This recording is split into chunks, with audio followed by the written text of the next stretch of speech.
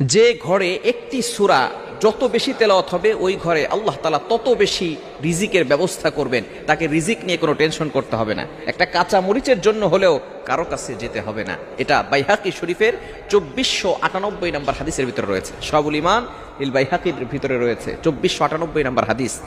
নবীজি সাল্লাল্লাহু আলাইহি ওয়াসাল্লামের সাহাবী হযরত ওসমান রাদিয়াল্লাহু তাআলা আনহু যখন খেলাফত আসলেন, যখন তার শাসনামল চলল, এমন সময় আব্দুল্লাহ ইবনে মাসউদ রাদিয়াল্লাহু তাআলা আনহু তিনি অসুস্থ হয়ে পড়লেন। ওসমান রাদিয়াল্লাহু তাআলা আনহু তাকে দেখতে গেলেন। আমরা অনেক সময় মানুষ অসুস্থ হয়ে গেলে দেখতে যাই না। এটা হচ্ছে নবী সাল্লাল্লাহু আলাইহি সাল্লামের আদর্শ, সাহাবায়ে কেরামদের আদর্শ। যখনই কোনো মানুষ অসুস্থ হয়ে যেতেন, আপনার সহপাঠী, আপনার প্রতিবেশী অসুস্থ হয়ে গেলে আপনি তাকে দেখতে যান, তার জন্য কিছু হাদিয়া নিয়ে যান। সে হয়তো অসহায় অবস্থা আছে, চিকিৎসা করাতে পারছে না, আপনি তার কাছে যাবেন। এটাই হচ্ছে সবচেয়ে উত্তম পদ্ধতি এবং এটা হচ্ছে সুন্নাহ পদ্ধতি। ওসমান রাদিয়াল্লাহু তাআলা আনহু আব্দুল্লাহ ইবনে মাসউদ